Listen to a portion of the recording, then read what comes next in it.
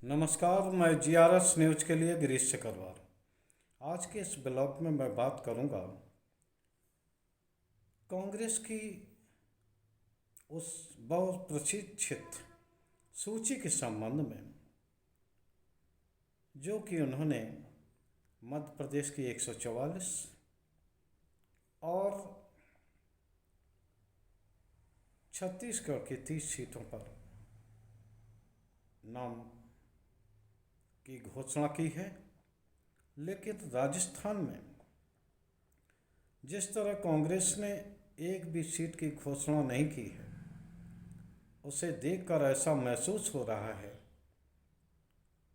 कि भले ही सचिन पायलट और अशोक गहलोत के बीच में सब कुछ ठीक होने का दावा कांग्रेस द्वारा किया जा रहा हो, लेकिन ऐसा महसूस हो रहा है कि राजस्थान में कांग्रेस में सब कुछ ठीक नहीं। हालांकि राजस्थान में भारतीय जनता पार्टी के लिए भी मुश्किलें निरंतर बढ़ती जा रही हैं, क्योंकि सांसदों को विधायक का टिकट देकर उतारने में भी भारतीय जनता पार्टी के जो प्रतिबद्ध कार्यकर्ता थे, जिन्होंने वर्षों से उस क्षेत्र में मेहनत की थी, वह भी अब दबे स्वर में विरोध कर रहे हैं पार्टी प्रत्याशी का। और दूसरी ओर वसुंधरा राजे जिस प्रकार को भवन में जाती दिखी हैं, उससे ऐसा महसूस होता है कि भाजपा के लिए भी राजस्थान का चुनाव कोई साधारण चुनाव नहीं है। वैसे तो जो 5 राज्यों के चुनाव हैं, भारतीय जनता पार्टी के लिए उन 2 राज्यों में तो मिजोरम और तेलंगाना में कुछ है ही नहीं, क्योंकि तेलंगाना में बीआरएस और कांग्रेस के बीच ही शायद मुकाबला होने वाला है, जिस तरह सर्वे आ रहे हैं और जो ज़मीनी हकीकत है। लेकिन मिजोरम में तो आप लोग जानते ही हैं कि मिजोरम में निश्चित तौर पर मिजोरम का जो चुनाव स्थानीय और क्षेत्रीय दलों के मध्य ही होता है।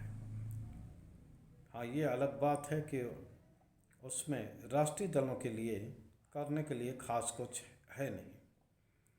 3 राज्य मध्य प्रदेश और छत्तीसगढ़ में यहाँ अभी तक के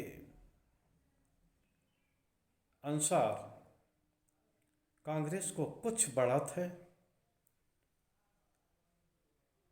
इसका मुख्य कारण मध्य प्रदेश में भाजपा हाईकमान द्वारा प्रयोग किया जाना और किसी को भी मुख्यमंत्री पद का दावेदार न बनाना, और छत्तीसगढ़ में भाजपा संगठन का कमज़ोर होना है।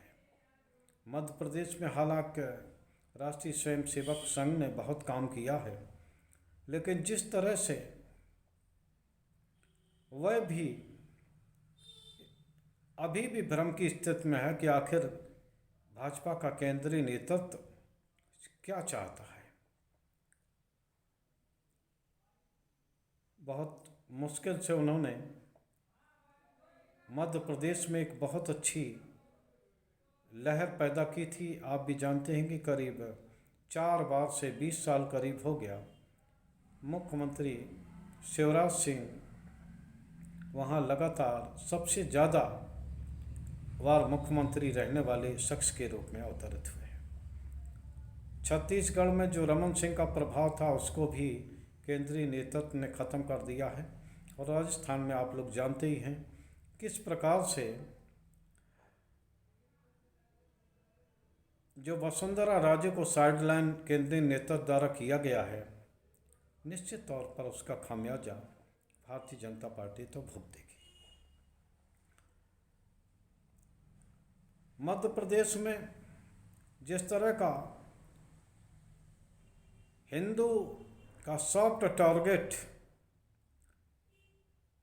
कांग्रेस ने लिया है, उसको देखकर राष्ट्रीय स्वयंसेवक संघ तक आश्चर्यचकित हैं। उन्हें ये रास्ता नहीं सूझ रहा है कि आखिर वो कांग्रेस प्रत्याशियों की आलोचना करें तो किस बात के लिए करें, क्योंकि अधिकांश पुराने विधायकों को अभी तक की जो सूची हुई है, 69 पुराने विधायकों को टिकट कांग्रेस ने दे दिया है और एक आध दिन में अन्य सीटों पर भी जल्द ही उनके प्रत्याशी फाइनल कर दिए जाएंगे, ऐसा कांग्रेस सूत्रों ने जानकारी दी है। छत्तीसगढ़ में भी लगभग उनकी सीट तैयार है। भूपेश बघेल और उप मुख्यमंत्री सिंहदेव, उनको भी टिकट कांग्रेस ने दी है। दूसरी ओर भारतीय जनता पार्टी ने नित्य प्रयोग किए हैं। हालांकि शिवराज सिंह को टिकट दे दिया है, लेकिन राजस्थान में अभी तक वसुंधरा राजे पर संशय बना हुआ है। अगर वैसे तो ये एक प्रयोग है भारतीय जनता पार्टी के शीर्ष नेतृत्व का कि सांसदों को उन्होंने विधानसभा सीटों पर उतारा है। एक तो अधिकांश जो सांसद होते हैं उनको विधानसभा सीट पर उतारने से एक तो वो सीट हॉट हो जाएगी और दूसरा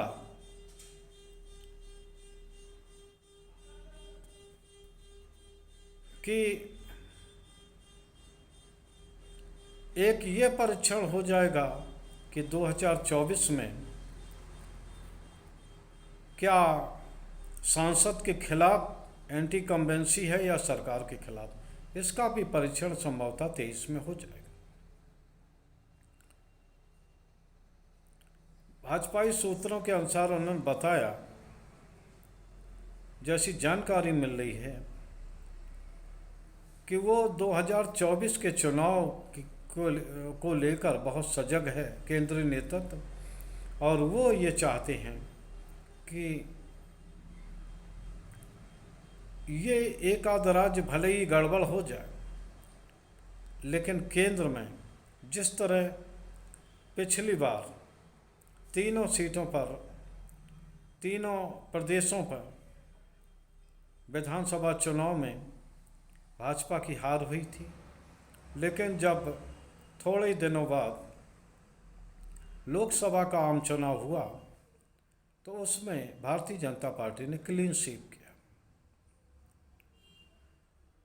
मध्य प्रदेश की 29 में से 28 सीटों को जीता, छत्तीसगढ़ की 11 में से 9 सीटों को जीत लिया और राजस्थान की 25 में से 25 सीटों पर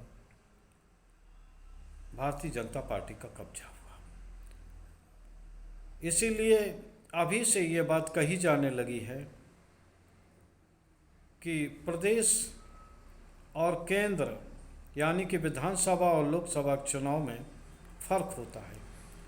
ये नरेटिव मात्र इसलिए गढ़ा जा रहा है जिससे कि अगर इन चुनाव में हार हो तो ये ठहराया जा सके कि जब हम 4 महीने बाद लोकसभा चुनाव में जाएंगे तो निश्चित तौर पर पार्टी उसमें विजय प्राप्त करेगी। और अब की बार जिस तरह से मोदी ने खुद को अपने चेहरे देने से पीछे किया है, और मध्य प्रदेश में तो साफ उन्होंने रैली में कहा था कि ना मैं चेहरा हूँगा ना और कोई मुख्यमंत्री का चेहरा होगा, कमल का फूल ही एकमात्र चेहरा होगा। जिससे कि अगर कोई विपरीत परिणाम आए तो ये कहकर पीछा छुड़ाया जा सके कि उसमें, क्योंकि 4 महीने बाद ही नरेंद्र मोदी खुद के चेहरे के आधार पर ही लोकसभा चुनाव में आने वाले हैं। अगर वो अगर उनकी हार हो जाती तो निश्चित तौर पर 4 महीने वाले लोकसभा चुनाव में भी एक गलत तरीके का संदेश जाता और निश्चित ही भारतीय जनता पार्टी के संगठन को तकलीफ होती और यहाँ तक कि मोदी को भी परेशानी का सामना करना पड़ता। देखना यह है कि जिस तरह की राजस्थान में स्थिति चल रही है, राहुल गांधी ने 2 जगह तो साफ कह दिया था पहले ही कि मध्य प्रदेश छत्तीसगढ़ में हम जीत रहे हैं और राजस्थान में मुकाबला कड़ा है। तो मात्र इसीलिए उन्होंने कहा होगा क्योंकि जिस तरह की स्थिति वहाँ अभी भी केंद्रीय नेतृत्व के सुधार के बावजूद सचिन पायलट और अशोक गहलोत गुट के बीच में तलवारें खिंची हुई हैं। मात्र इसलिए घोषणा नहीं वहाँ हो पाई क्योंकि दोनों गुट अपने लोगों को अधिक से अधिक टिकट दिलवाना चाहते हैं। तो इसलिए केंद्रीय नेतृत्व को ही संभवतः इसमें बीच बचाव करना पड़ेगा, क्योंकि भले ही आप लोगों को ये दिखाई देता हो कि सचिन और अशोक गहलोत एक फर्श पे बैठ के काम कर रहे हैं, लेकिन जिस तरह से पिछले कार्यकाल में अशोक गहलोत ने उन्हें गद्दार और तमाम तरह की संज्ञाएं जो दी थी, उसको वो सचिन पायलट अभी तक भुला नहीं पाए हैं। देखना ये है कि राजस्थान में क्या फैक्टर चलता है। क्या कांग्रेस दोनों क्षेत्रीय छत्रपों के बीच में सुलह कराने में, यानी कि उन दोनों गुटों को लगभग बराबर टिकट देकर बीच का रास्ता निकाल लेता है,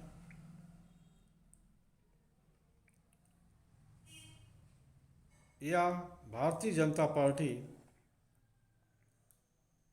जो नया प्रयोग उन्होंने किया है सांसदों को